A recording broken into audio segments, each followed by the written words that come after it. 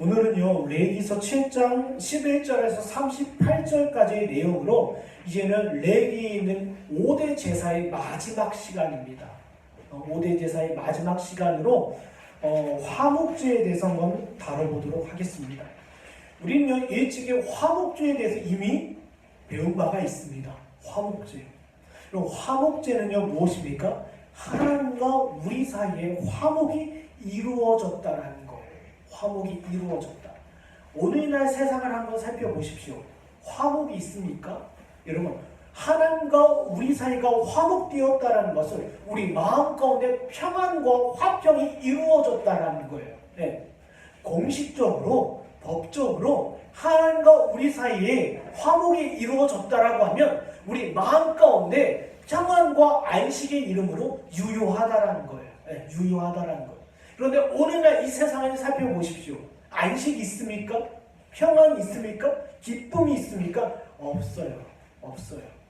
제가 며칠 전에 지금도 생각하면 억울한 일입니다. 네, 그렇게 심각한 일도 아니고 그렇게 고민스러운 일도 아닌데 제가 어떤 고민이 있었어요. 그래서 굉장히 잠을 이루지 못하는 밤을 보냈습니다. 나중에 생각하면 그렇게 중요한 것도 아니에요. 그렇게 심각한 것도 아닙니다. 그러나 사소한 것 하나가 제 마음 가운데 들어와서 저를 헤집어 놓은 거예요. 헤집어 놓은 거예요. 잠을 못 이뤘습니다.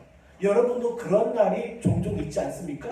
따지고 보면 시간이 지나면 별것도 아닌데 이 일 하나가 우리 마음 가운데 콕 들어와서 우리 마음을 헤집어 놔요. 잠을 못 이루게 해요. 네, 이런 일들이 종종 있습니다. 네. 세상에서 들려오는 소식들도 마찬가지예요. 수많은 문제와 그리고 수많은 세상의 어려움을 계속 쏟아내요. 이 쏟아내는 걸 우리가 묵상하다 보면 뭐예요? 우리도 거기에 빠져버린다라는 거예요. 빠져버린다라는 거예요. 여러분 기억하세요. 세상 근심은 사망이 이룬다라는 것입니다. 세상 근심은 가장 큰 문제를 외면하게 해요. 외면하게 해요. 어떤 문제의 원인을 찾게 되고 어떤 문제의 해결책을 제시합니다. 그리고 우리는 거기에 빠져버려요. 네, 빠져버려요. 세상의 정치에 빠지고 세상의 문제에 빠지고 세상의 사업에 빠져서 우리도 그들과 함께 고민하고 그들처럼 근심하고 그들처럼 어려워요. 이게 세상이 주는 메시지라는 거예요.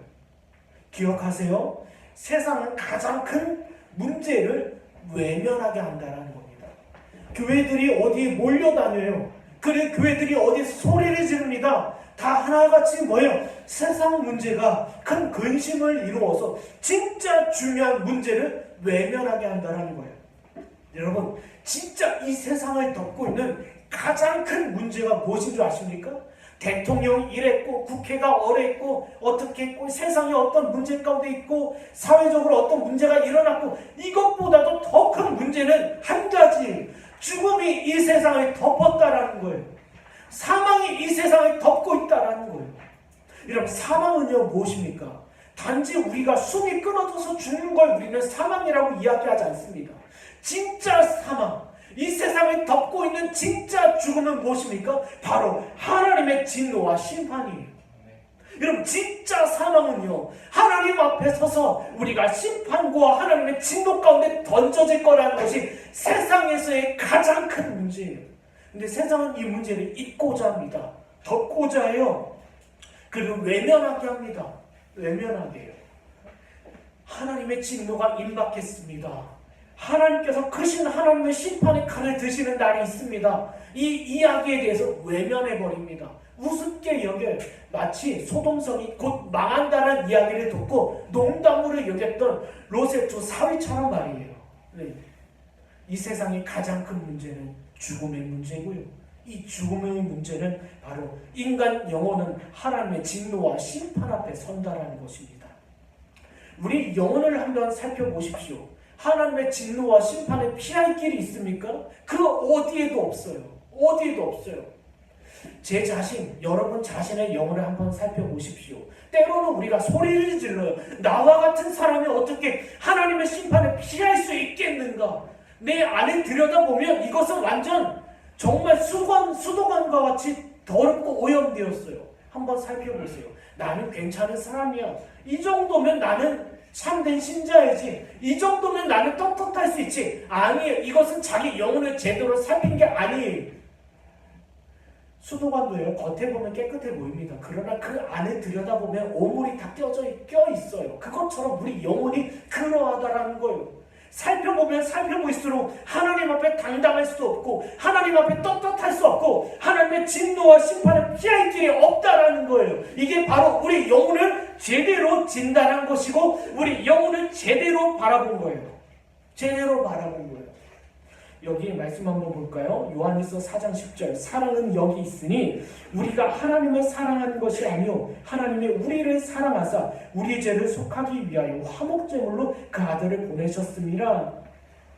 이와 같은 심각한 상태에 이른 우리를 위하여 화목제물로 누구를 보내셨다? 예수 그리스도를 보내셨다라는 거예요. 예수 그리스도를 보내셨다. 그럼 화목제물은요, 유일한 수단이 하나님과 우리 사이. 우리는요, 구원 받을 수 있는 것이 조금도 없습니다. 우리 스스로가 잘 알 거예요. 우리 마음과 양심을 살펴보면 잘 알 거예요. 우리가 하나님 앞에 떳떳할 수도 없고 하나님 앞에 화평을 이룰 수도 없고 하나님 앞에 당당히 나갈 수 없는 존재인지 우리는 알아요. 우리는 깨닫게 해요. 하나님께서. 그리고 무엇입니까? 화목제물 대신 예수 그리스도, 그분을 온전히 바라보게 된다는 거예요. 여러분, 다른 길이 없습니다. 이 세상에서 하나님의 진노와 심판을 피할 다른 길이 없어요. 마치 하늘이 쏟아진 것 같습니다. 하늘이 쏟아지는데 피할 길이 있었습니까? 노아의 때에 홍수가 일어났어요. 피할 길이 없었어요. 오직 다른 길 없이 하나님께서 정하신 수단 예수 그리스도 외에는, 저와 여러분을 위하여 화목제물 대신 예수 그리스도 외에는 없다라는 거예요. 그런데 사람들은 자꾸 다른 수단을 찾아요. 다른 수단을 따라가요. 다른 수단을 쫓아가요. 그것을 거부합니다. 본성적으로 우리는 예수 그리스도를 믿을 수가 없어요. 네. 그리고 우리 영혼의 상태에 대해서 제대로 진단을 내리지 못해요. 내가 왜 시궁창과 같아? 내가 왜 썩은 수도건만처럼 이래? 나는 괜찮아. 나는 누구에게 해코지를 한 적도 없고 누구에게 거짓을 한 적도 없고 피해를 입힌 적도 없고 나는 법 없이도 사는 사람이야. 이건 우리의 생각이에요. 하나님의 시선에서 볼 때는 우리는 어떤 존재예요? 이로 말할 수 없는 타락하고 부패한 존재라는 거예요. 네. 이와 같은 존재를 위하여 하나님께서 화목제물 대신 예수 그리스도. 그러나 그럼에도 불구하고 우리는 본성적으로 그를 거절해요. 우리가 그리스도, 이 화목제물 대신 예수 그리스도, 다른 길 없는 오직 예수 그리스도를 믿을 수 있는 것이 뭐예요? 은혜라는 거예요. 요즘에 예은이가요, 아파가지고 계속 약을 먹입니다. 약을 먹이는 그 모습을 보면 여러분 보시면 한번 가관일 거예요. 레슬링이에요.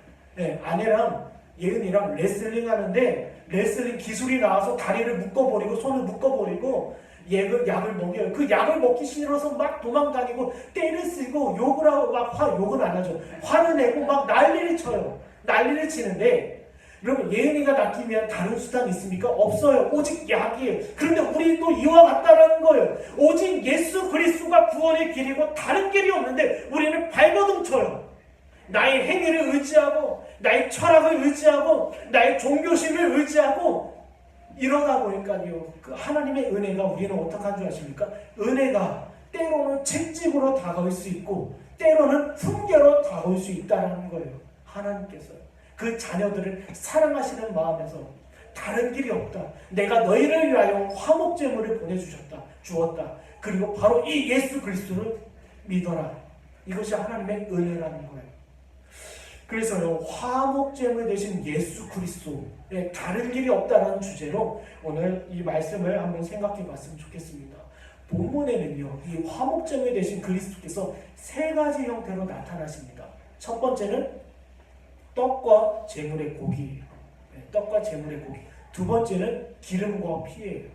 세 번째는 가슴과 오른쪽 뒷다리예요. 네, 이 모습으로 그리스도께서 나타나시는데 우리 본문 첫 번째 12절에서 20절까지의 말씀입니다. 12절에서 20절까지 말씀 함께 읽겠습니다. 시작. 만일 그것을 감사함으로 드리면 기름성이 무교병과 기름과 기름의 성경과 고운가루의 기름 성과 고운 과자를 그 감사 제물과 함께 드리고 또 유교병을 화목제의 감사 제물과 함께 그 예물로 드리되 감사함으로 드리는 화목제물의 고기는 드리는 그날에 먹을 것이요 조금이라도 이튿날 아침까지 두지 말 것이니라. 그러나 그의 예물의 제물이 서원이나 자원하는 것이면 그 제물을 드린 날에 먹을 것이요 그 남은 것은 이튿날에도 먹되 그 제물의 고기가 셋째 날까지 남았으면 불사를 지니 만일 그 화목제물의 고기를 셋째 날에 조금이라도 먹으면 그 제사는 기쁘게 받아들여지지 않을 것이라. 드린 자에게도 예물답게 되지 못하고 도리어 가증한 것이 될 것이며 그것을 먹는 자는 그 죄를 짊어지리라. 그 고기가 부정한 물건에 접촉하였으면 먹지 말고 불사를 것이라. 그 고기는 깨끗한 자만 먹을 것이니 만일 몸이 부정한 자가 여호와께 속한 화목제물의 고기를 먹으면 그 사람은 자기 백성 중에서 끊어질 것이요. 첫 번째 화목제물에 대해서 한번 생각해 보겠는데요. 우리는 이미 레위기 3장을 통하여 화목제 제물이 무엇인지 알고 있습니다. 소와 양과 염소예요. 그리고 화목제는요 크게 세 가지입니다. 감사제와 서원제와 자원제예요. 그런데 여기 나와 있는 것은요 화목제인데 감사제의 이름으로 드려져요. 하나님 앞에 우리가 이들이 감사제로 드릴 때는 소와 양과 염소뿐만 아니라 땅의 소산제도 하나님 앞에 드릴 수 있었어요. 네. 그리고 땅의 소산을 드릴 수 있는 제사가 무엇입니까? 소제이죠. 그런데 여기 화목제에서도 감사제로 드릴 때는 땅의 소산 역시 드릴 수 있었어요. 왜냐하면 하나님께서 이스라엘을 가나안 땅에 정착하게 하셨고 그 언약의 성취에 대한 감사를 이와 같이 화목제 이름으로 드릴 때 마땅히 땅의 소산을 드릴 수 있었다라는 것입니다. 여기 땅의 소산 중에서 드릴 때 두 가지의 유형이 있어요. 하나는 무교병입니다. 하나는 유교병이에요. 무교병에는 기름을 칠해서 하나님 앞에 드려졌습니다. 그렇다면 이 무교병과 유교병의 의미에 대해서 먼저 생각해 보겠습니다. 무교병은요, 여러분이 잘 아시는 것처럼 출애굽한 이스라엘에게 주님께서 허락하셨던 떡이에요. 이 무교병에 대해서 한번 생각해 보는데 신명기 16장 3절입니다. 16장 3절인데 제가 읽겠습니다. 유교병을 그것과 함께 먹지 말고 이래 동안은 무교병 곧 고난의 떡을 그것과 함께 먹으라. 이는 내가 애굽 땅에서 급히 나왔음이니 이같이 행하여 내 평생에 항상 내가 애굽 땅에서 나온 날을 기억할 것이니라. 보세요. 무교병에는요 누룩이 더해지지 않아요. 꿀이 더해지지 않아요. 맛이 하나도 없습니다. 왜냐하면 출애굽한 이스라엘이 이미 급했어요. 빨리 그 땅을 벗어나야 했습니다. 그리고 무교병이라는 것은 오랫동안 보존이 되어야 돼요. 부패되면 안 됐습니다. 그래서 누룩을 더하지 않아서 무교병이라고 하는데, 그리고 하나님께서 만나를 내려주시기까지 이 떡을 먹어야 했어요.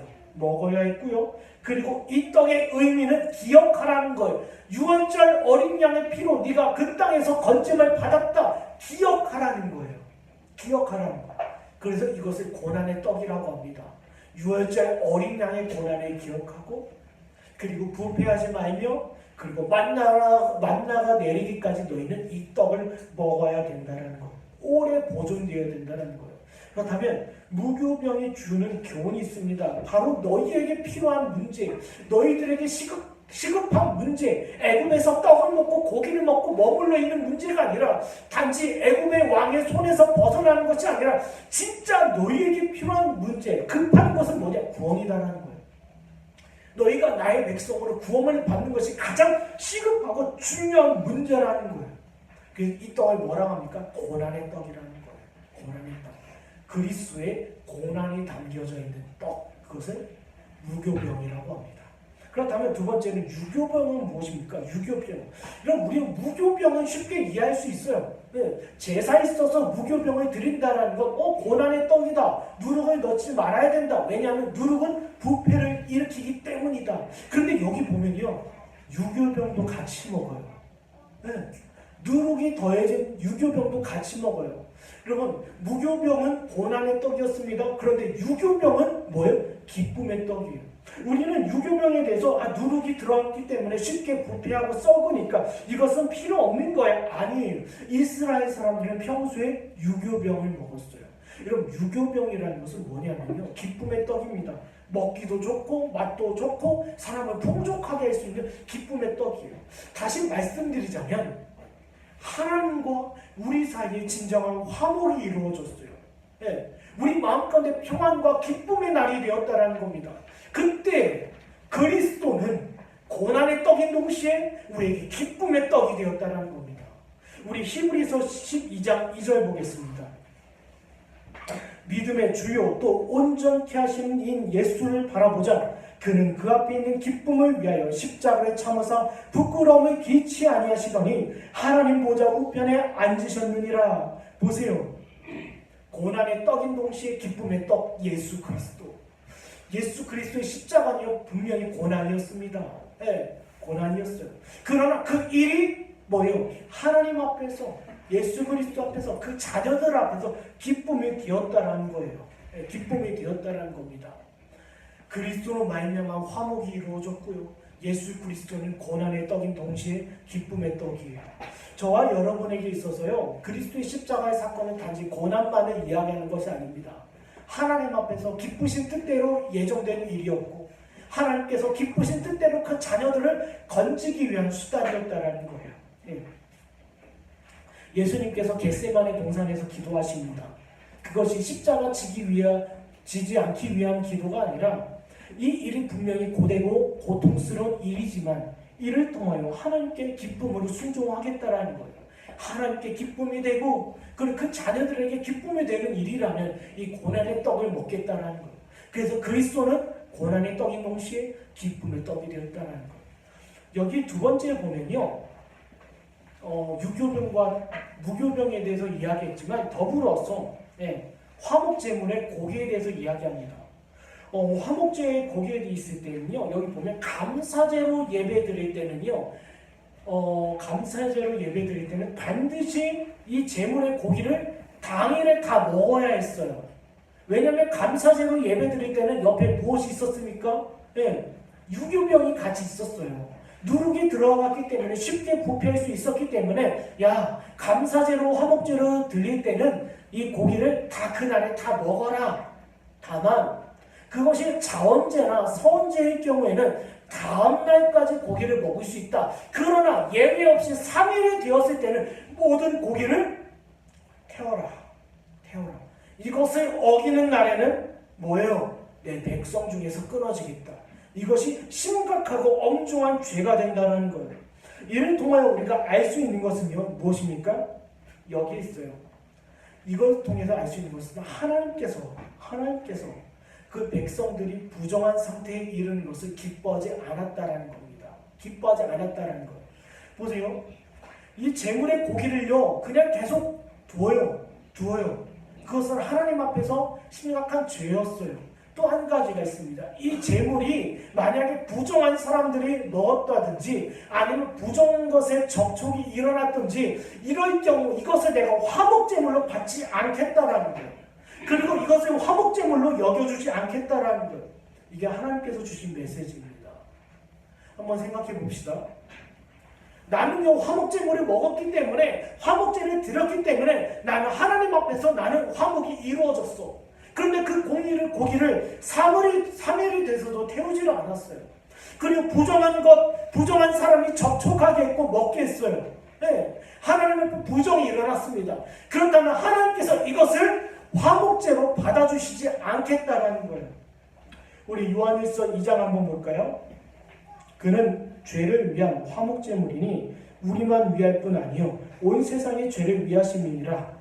우리가 그의 계명을 지키면 이로써 우리가 그를 아는 줄로 알 것이요 그를 아노라 하고 그 계명을 지키지 아니하는 자는 거짓말하는 자요 진리가 그 속에 있지 아니하되. 보세요. 그리스도가 우리의 화목제물이 되셨기 때문에 고난의 떡인 동시에 기쁨의 떡이 되신 그리스도를 나는 믿습니다라고 이야기하면서 하나님 앞에서 그 법을 지키지 않아요. 하나님 뜻대로 살지 않습니다. 예를 들자면 부정한 것에 접촉하기도 하고 부정한 상태에서 이 재물을 먹기도 하고 3일째 되는 날에는 반드시 태우라고 말씀하셨는데 태우지를 않아요. 이것은 뭐예요? 그 사람에게 있어서 비록 신앙 고백은 있지만 구원의 유효함이 없다라는 거예요. 화목제물의 고기를 취하는 것, 그리고 고난의 떡과 기쁨의 떡을 취하는 것을 먹는다라는 것은 구원이 그에게 유효하다라는 거예요. 구원의 역사가 그에게 유효하다라는 거예요.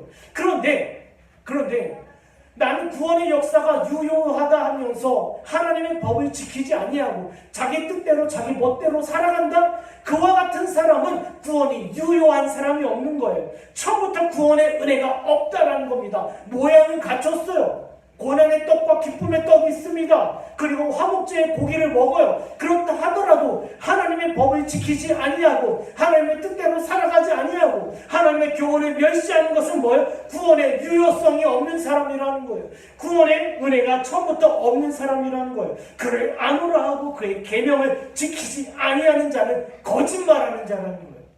나는 지금 화목제물 고기를 먹었습니다. 고난의 떡과 기쁨의 떡을 먹었습니다. 그러니 저는 하나님의 자녀입니다. 그러나 부정한 상태에서 그것을 취하고 부정한 상태에서 접촉을 하고 그것에 3일이 지났음에도 불구하고 다 먹지 않냐고 태우지 않는 것. 비록 하나님의 자녀라는 이름을 가졌으나 하나님의 백성이 아니라는 것. 오늘날 이런 자들이 얼마나 많은 줄 아십니까? 나 오늘 교회 나왔으니까, 나 예배 드렸으니까, 나는 모태신앙이니까, 나는 오랜 시간 교회 다녔으니까, 나는 구원 백성이야. 주를 믿는다라고 이야기하면서 구원의 유효성이 삶 가운데 나타나지 아니하고 하나님의 법 순종함과 믿음의 삶이 나타나지 않는다는 것. 그는 뭐예요? 살았다 이름을 가졌으나 죽은 자라는 거예요. 죽은 자라는 거. 우리 두 번째 말씀 하나 볼까요? 두 번째 말씀 22절에서 27절까지 말씀인데요. 이 말씀 한번 읽겠습니다. 시작. 여호와께서 모세에게 말씀하여 이르시되 이스라엘 자손에게 말하여 이르라. 너희는 소나 양이나 염소의 기름을 먹지 말 것이요 스스로 죽은 것의 기름이나 짐승에게 찢긴 것의 기름은 다른 데는 쓰려니와 결단코 먹지는 말지니라. 사람이 여호와께 화제로 드리는 제물의 기름을 먹으면 그 먹는 자는 자기 백성 중에서 끊어지리라. 너희가 사는 모든 곳에서 새나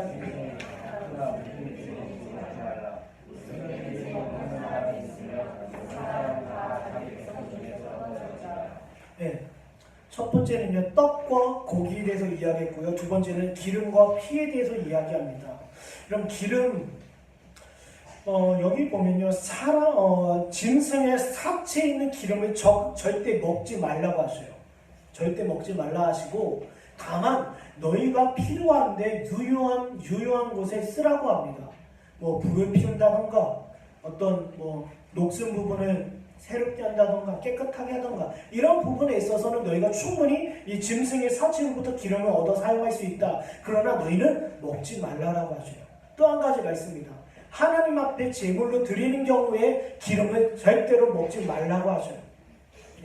이것이요, 인간을 위해서 위생적인 부분과 해가 되지 않기 위한 하나님의 목적도 있지만 근본적으로 하나님 앞에 구별되어 드려지는 화제의 기름, 흠없고 점없는 제물로부터 얻은 기름은 너희가 먹지 말고 취하지 말고 온전히 하나님 앞에 드리라는 거예요.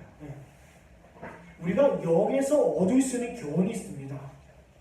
먹지 말라라는 것, 그리고 하나님께서 하나님께 드리라는 것. 이와 같은 교훈들은요, 하나님의 자녀들이 죄악되고 부정한 상태에 이르는 것을 하나님께서 기뻐하지 않는다라는 거예요. 앞에서도 말씀드렸지만 하나님께서 기뻐하지 않으셔요. 그래서 레위기에 보면 이런 것이 있습니다. 인간들의, 하나님의 자녀들의 부정한 상태를 내버려 두지 아니하시고 정결법에 따라 정하게 하셔요. 깨끗하게 하셨어요. 하나님께서는.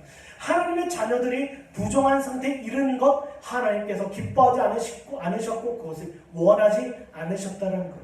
여러분의 자녀들이 밖에서 놀다 왔습니다. 굉장히 꾀죄죄하고 굉장히 더러운 상태예요. 내버려 두시겠습니까? 아니죠. 당장 새 옷을 갈아입히고 씻기겠죠. 씻기겠죠. 하나님께서는요 이와 같은 상태를 기뻐하지 않으셨는데 중요한 것이 있습니다. 우리는요 하나님의 거듭난 신자들은 해야 될 것과 하지 말아야 될 것이 있어요. 네. 도덕률 폐기론이요 한때 유행이었습니다. 지금도 한국교회 가운데 유행이에요. 한국교회 가운데 근본주의라는 이름으로 굉장히 찾아온 것이 바로 도덕률 폐기론입니다. 예수 그리스도께서 모든 도덕의 율법의 의무를 이행하셨기 때문에 우리는 괜찮아. 구원에 있어서는 우리는 하나님께서 모든 것을 이루셨기 때문에 우리는 자유함이 있어. 복음 안에서 자유함이 있어. 우리는 어떤 의무나 어떤 요구를 받을 입장이 아니야. 왜? 그리스도께서 율법의 요구를 다 이행하셨기 때문에. 예, 맞아요. 틀린 얘기 아닙니다. 그러나 율법에 있어서 우리에게 찾아오는 것이 있어요. 바로 도덕법입니다. 그래서 주님께서 십계명을 우리에게 주셨어요. 예, 십계명을 주셨고 주일성수를 주셨고 그리고 11조 교훈을 주셨어요. 우리에게 있어서는 여전히 도덕적으로 지켜야 되는 의무들이 있습니다. 하나님의 거듭난 신자들은요 하나님께서 기뻐하시는 것이 무엇인지 깨닫는 사람들이에요. 하나님께서 기쁘신 뜻이 무엇인지 아는 사람이에요. 하나님이 기쁘시고 선하시고 하나님께서 온전하신 그때로 온전한 분별력이 있는 사람들이에요. 이 사람들 거듭난 신자들이라고 이야기합니다. 그래서 부정한 상태를 기뻐하지 않고 죄악된 것을 기뻐하지 않고 분별하며 하나님께서 기뻐하신 뜻대로 순종하는 사람들, 그 사람들이 하나님의 자녀들이에요. 구원받았다라고 이야기하면서 하나님께서 모든 율법의 의무를 이행하셨다고 하면서 자기 뜻대로 살아가고 자기 멋대로 살아가고 불순종하며 살아가는 것, 그것은 뭐예요? 잘못된 신앙이라는 거예요. 우리가 왜 말씀을 묵상하고 말씀을 가까이 합니까? 하나님 앞에서 마땅히 순종할 바를 깨닫기 위함이에요. 깨닫기 위함이에요. 여기 사사기 14장에 삼손이 나옵니다. 그는 어떤 사람이냐면요, 보세요. 얼마 후에 삼손이 그 여자를 맞이하려고 다시 가다가 돌이켜 그 사자의 죽음을 본즉 사자의 몸에 벌떼와 꿀이 있는지라 손으로 그 꿀을 떠서 걸어가며 먹고 그의 부모에게 이르러 그들에게 그것을 들여서 먹게 하였으나 그 꿀을 사자의 몸에서 떠왔다고는 알리지 아니하였더라. 그럼 삼손은요 여러분도 아시는 것처럼 나시린이었습니다. 나시린이라는 것은 하나님께서 구별하시고 정하신 사람이란 뜻이에요. 그 사람이 지금 몇 가지 죄를 범합니다. 첫 번째는 이방 여인을 취하려고 가고 있어요. 그리고 시체에 손을 대서는 안 되는데 시체, 부정한 것과 접촉했어요. 세 번째, 그의 부모들에게 그 부정한 것을 나눠주었어요. 네, 나눠주었어요. 이것이 바로 삼손에게 있었던 부정한 상태입니다. 그런데 하나님께서 이것을 이와 같은 상태를 기뻐하지 않으셨어요. 우리에게는 분명히 분별력이 있어야 될 줄 믿습니다. 하나님께서 기뻐하시는 것과 하나님께서 기뻐하지 않는 것, 그걸 누가 이야기합니까?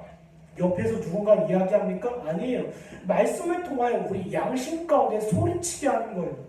에베소서 5장 15절에서 17절 그런즉 너희가 어떻게 행할지를 자세히 주의하여 지혜 없는 자같이 하지 말고 오직 지혜 있는 자같이 하여 세월을 아끼라. 때가 악하니라. 그러므로 어리석은 자가 되지 말고 오직 주의 뜻이 무엇인지 이해하라. 이해하라. 무엇이? 분별하라는 거예요. 너희 양심을 깨우고 너희 믿음을 깨우고 너희 신앙을 깨워서 너에게 마땅한 의무를 이행하라. 여러분 19세기 때요 미국에서 이런 일이 있었습니다. 사람들이 은혜를 누려요. 은혜 충만해요. 은혜 충만하다 보니까 사람들이 뜨거워져요. 뜨거워졌는데 이상하게 살펴보니까요 그들의 삶 가운데 거룩한 행실이 나타나지 않는다는 거예요. 하나님께서 나 구원했으니 나 구원받았으니 자기 뜻대로 오히려 더 방탕해지고 더 술을 취하고 더 탐욕 가운데 빠지게 됐다는 거. 이 모습을 보고 조나단 에드워드 목사님께서 어떻게 하시냐면 깨웠어요. 그 영혼들을. 마땅히 거듭난 자들에게는 하나님께서 그 앞에 지킬 하나님의 법을 그들에게 주셨다라는 거예요. 그리고 성령께서 그 양심을 쳐서 복종케 한다는 거예요. 그걸 다시 깨웠어요. 오늘날도 이와 같은 깨우침이 필요한 때입니다. 다 극단이에요. 극단이. 네, 극단에 빠져 있습니다. 어떤 사람들은요 하나님께서 나를 구원하셨으니까 모든 도덕적인 법을 폐기해버리고 자기 뜻대로 살아가요.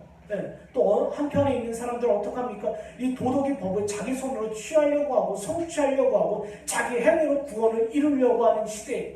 이 시대 가운데 우리는 뭐요? 주의 뜻이 무엇인지 이해하고 분별하며 깨달아야 된다는 것. 또 한 가지가 있습니다. 피에 대해서 이야기합니다. 피요. 피는요, 무엇을 의미합니까? 생명과 그리고 죄 씻음을 이야기해요. 생명과 죄 씻음. 그런데요, 기름은 상대적으로 먹을 수 있는 부분이 있었어요.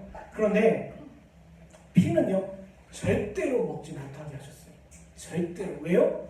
생명과 피는 누구에게 속한 겁니까? 하나님께 속한 거예요.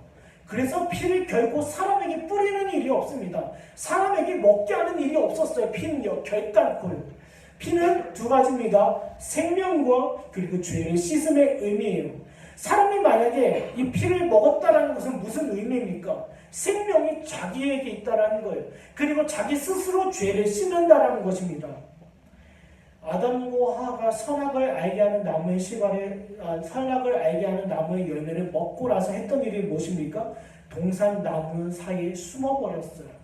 이제는 내가 내 스스로 나의 죄를 내가 감추겠다라는 거예요. 내가 숨겠다라는 거예요. 내 죄를 내가 스스로 씻겠다라는 거예요. 그리고 내 안에 내 생명이 있다라는 거예요. 보세요. 시편 36편 9절에 진실로 생명의 원천이 죽게 있사오니 주의 빛 안에서 우리가 빛을 보리이다. 자력구원, 행위구원, 보편구원 하나같이 뭐예요? 피를 먹는 행위라는 거예요. 나에게 구원이 있어. 나에게 생명이 있어. 내가 스스로 죄를 살 수 있어. 요즘에요, 제가 저번에도 말씀드렸지만 유행하는 게 뭔지 아십니까?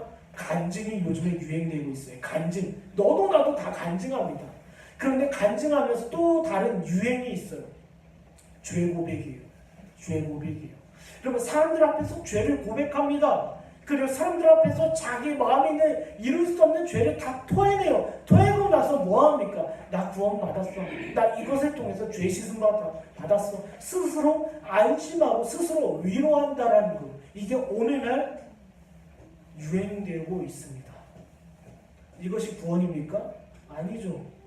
고해성사와 같아서 사람들 앞에서 죄 씻음을 얻고 사람들 앞에서 위로를 얻고 자기가 죄 고백을 통해 자기 스스로 구원을 얻겠다라는 거예요. 아닙니다. 생명은 누구에게 있어요? 주께 있어요. 죄 씻음은 누구에게 있어요? 주님의 손안에 있어요. 네, 주님의 손안에 있어요. 그래서요, 여러분, 다른 수단이 없습니다. 예수 그리스도 말미암아 저와 여러분에게 합당한 법을 주셨고요.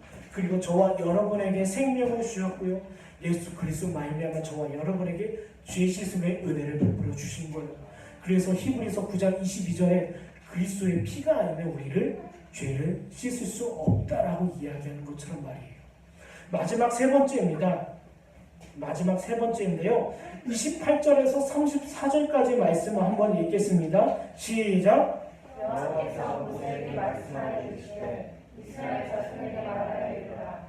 화목제물을 여호와께 드리려는 자는 그 화목제물 중에서 그의 예물을 여호와께 가져오되 여호와의 화목제물은 그 사람이 자기 손으로 가져올지니 곧 그 제물의 길과 가슴을 가져올 것이요 제사장은 그 가슴을 여호와 앞에 흔들어 의자에 삼고 그 기름은 제단 위에서 불사를 것이며 가슴은 아론과 그의 자손에게 돌릴 것이며 또 너희는 그 화목제물의 오른쪽 뒷다리를 제사장에게 주어 거제로 삼을지니 아론의 자손 중에서 화목제물의 피와 기름을 드리는 자는 그 오른쪽 뒷다리를 내가 이스라엘 자손의 화목제물 중에서 그 흔든 가슴과 든 뒷자리를 가져다가 제사장 아론과 그의 자손에게 주었나니 이는 이스라엘 자손에게서 받을 영원한 소득이니라. 아멘. 첫 번째는 제가 뭐라고 했습니까? 떡과 고기에 대해서 이야기했고요. 두 번째는 기름과 피에 대해서 이야기했어요. 마지막 세 번째는요, 제사장의 소득, 가슴과 제물의 오른쪽 뒷다리에 대해서 이야기하고 있습니다. 하나님께서 제사장들에게 소득을 주셨다는 건 무엇입니까? 그들에게 은혜가 임했다는 거예요. 은혜가 임했다는 것. 이것을 우리에게 적용해 보겠습니다. 예배 가운데 하나님께서 주시는 흡족한 은혜가 있다는 것. 그런데 여러분, 이것은 우리가 분별해야 합니다. 은혜 받기 위해서 예배 나옵니까? 한번 생각해 보세요. 은혜 받기 위해서 우리가 이 시간 나왔습니까? 은혜 받기 위해서 말씀을 듣습니까? 은혜 받기 위해서 우리가 경건 생활을 합니까? 아니에요. 아니에요. 우리는 마땅히 하나님 앞에 거듭난 신자로서 하나님 앞에 마땅히 예배를 드리는 거예요. 영광은 누가 받는 거예요? 우리가 받는 거예요? 아닙니다. 마땅히 하나님 앞에 영광을 돌려야 된다는 거예요. 은혜를 받기 위해서 예배에 나오고 은혜를 누리기 위해서 어떤 수단을 행하고 아니에요. 우리는 1차적인 목적은 하나님 앞에 영광을 돌리는 거예요. 그리고 하나님께서 그의 자녀들에게 은혜 수단 안에 있는 그 자녀들에게 예외 없이 은혜를 베풀어 주신다는 겁니다. 이것이 기브의 테이크가 아니에요. 어떤 조건이 아닙니다. 우리는 마땅히 거듭난 신자로서 하나님 앞에 예배를 드려야 되고 하나님을 즐거워해야 되고 하나님을 영원토록 기뻐해야 돼요. 이게 우리의 의무예요. 그런데 그 자녀들에게 하나님께서 은혜로 그 은혜를 내려주신다는 거예요. 제사장들은요 하나님의 예배를 섬기는 가운데 그들에게 하나님의 은혜와 사랑을 베풀어 주셔요. 그것이 그들의 소득입니다. 로마서 5장 5절 한번 볼까요? 소망이 우리를 부끄럽게 하지 아니함은 우리에게 주신 성령으로 말미암아 하나님의 사랑이 우리 마음에 부은 바 됨이니. 지금 제사장들에게 하나님께서 소득을 주신 것은 하나님의 사랑과 은혜가 그의 마음 가운데 그의 가슴 가운데 부은 바 된다는 거예요. 여러분 우리 자녀를 바라보면서 우리 자녀들이 우리 마음 가운데 얼마나 큰 사랑이 되십니까?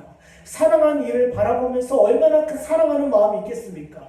남녀가 서로 사랑합니다. 그 서로의 마음 가운데 그들의 사랑이 부음받는 것처럼 하나님께서 우리에게 은혜를 베풀어 주시는 것은 하나님의 사랑이 우리 마음 가운데 부어진다는 거예요. 그래서 우리 믿음의 선배들은 어땠습니까? 은혜의 때를 사모했고 부흥의 때를 사모했어요. 왜요? 그들의 마음 가운데 하나님의 은혜가 부어지기를 소망했다라는 거예요. 여기 하나님의 은혜가 어떻게 부어집니까? 두 가지입니다. 하나는 거제와 하나는 요제예요. 제가 레이기를 시작하면서 이 이야기를 했어야 되는데 오늘을 위해서 제가 참았어요. 여러분 제사를 드리는 방식 중에 4가지가 있습니다. 화제, 전제, 요제, 거제예요. 화제는 우리가 잘 알고 있습니다. 뭐예요? 하나님 앞에 태워드리는 거예요. 전제는 무엇입니까? 기름이나 피를 쏟아 붓는 거예요. 남김없이 쏟아 붓는 거예요. 그런데 요제와 거제는 좀 애매해요. 이게 뭐지? 여러분 요제를 통하여 이 제사장들은 가슴을 취할 수 있었어요. 제물의 가슴을 소득으로 얻을 수 있었고요. 그리고 거제를 통하여 오른쪽 뒷다리를 얻을 수 있었어요. 그런데 요제는 무엇입니까? 다른 것 아니에요. 제물의 가슴을 들고 좌우로 흔드는 거예요. 좌우로 흔드는 거예요. 그리고 거제는 무엇입니까? 오른쪽 뒷다리를 들고 높이 들었다가 가장 낮은 곳으로 내리는 거예요. 이게 거제와 요제와 거제예요. 네. 요제와 거제를 왜 드렸습니까? 신학적으로 수많은 사람들이 다양한 해석을 내놨지만 공통적인 의견은 딱 한 가지입니다. 딱 한 가지입니다. 모든 사람들에게 보일 수 있도록 한 거예요.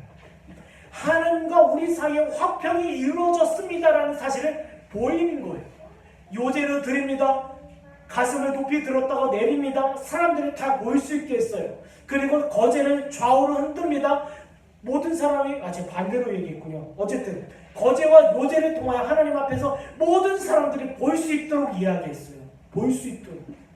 여러분 본다라는 것은 무엇입니까? 이제 하나님과 우리 사이가 화목이 이루어졌다. 제사장들에게 양식을 주었다라는 것은 하나님께서 그 화목제를 받아주셨다라는 거예요. 그리고 그 제물이 앞서 말씀드린 것처럼 하나님의 정하신 뜻대로 부정한 것과 부정한 상태에 이르지 않았다라는 것을 증명하는 거예요. 제사장들에게 소득이 얻어졌어요. 만약에 부정한 상태였다라고 하면 하나님께서 주시지 않았겠죠. 그러나 그들에게 소득이 임하고 그들이 하나님 앞에서 아래 위로 흔들며 좌우로 흔들어요. 요제로 거제로 드리는 모습을 통해서 우리 백성 가운데 우리 백성의 예배를 받아주셨구나. 비로소 우리가 하나님의 진노와 심판을 피할 길이 열렸구나 이거예요. 사무엘하 6장 14절에서 16절에 이런 말씀이 있습니다. 다윗이 요 앞에서 힘을 다하여 춤을 추는데 그때 다윗이 배에 옷을 입었더라. 다윗과 온 이스라엘 족속이 즐거이 환호하며 나팔을 불고 여호와의 궤를 메어오니라. 보세요. 다윗이 춤을 추고 기뻐합니다. 왜요? 하나님의 궤가 지금 다윗성 이 거룩한 성에 들어오고 있기 때문이에요. 네.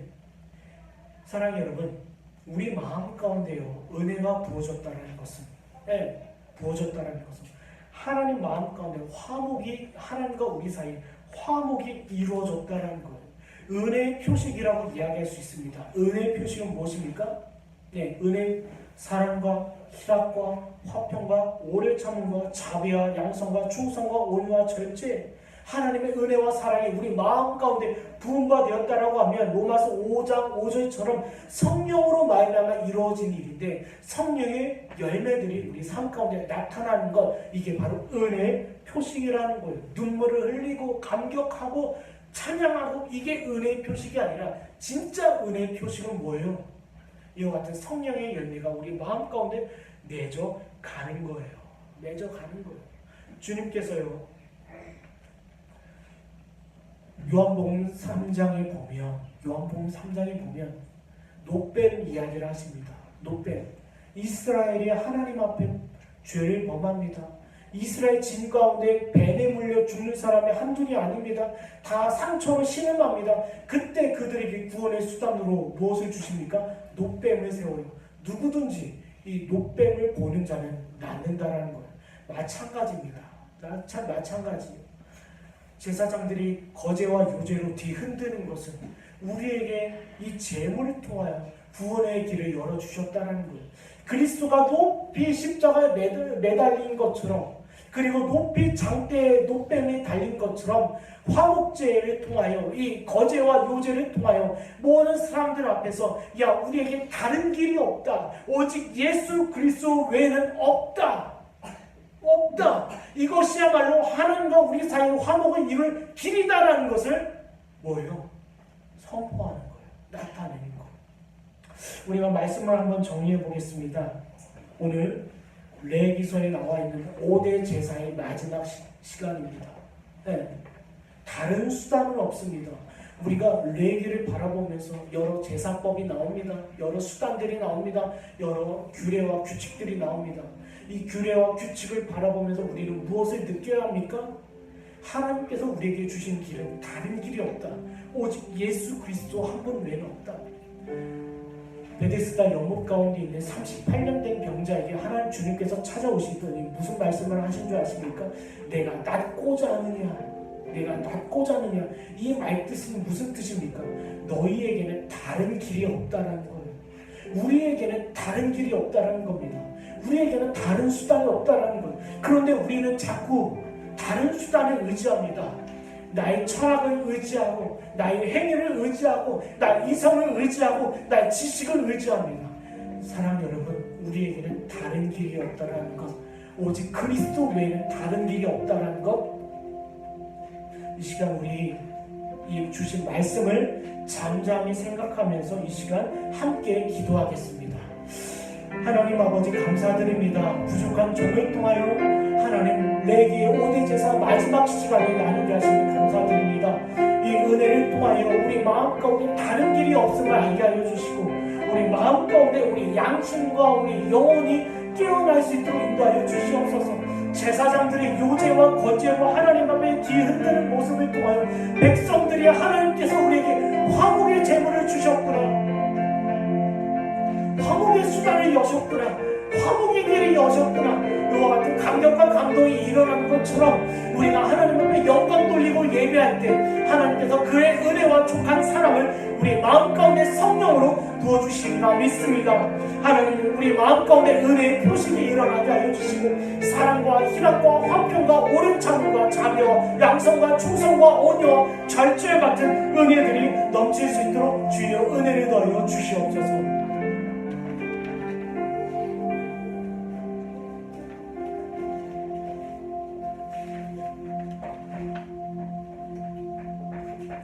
우리 미가서 6장 8절 찬송하겠습니다.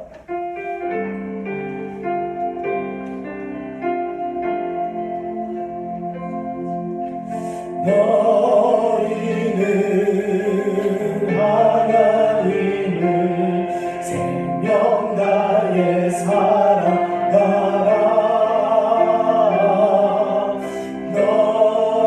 너희는 내 이웃을 내 몸같이 사랑하라. 사랑아 주께서 선한 것이 무엇인지 너희에게 보이셨으니 오직 의를 행하며 인자를 사랑하며 주와 동행할지어다. 한 번 더 찬송합니다.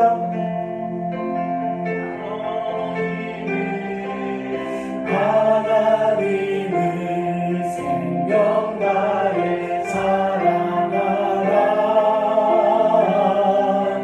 너희는 내 이웃을 내 몸같이 사랑하라. 사랑아 주께서 선한 것이 무엇인지 너희에게 보이셨으니 오직 의를 행하며 인자를 사랑하며 주와 동행할지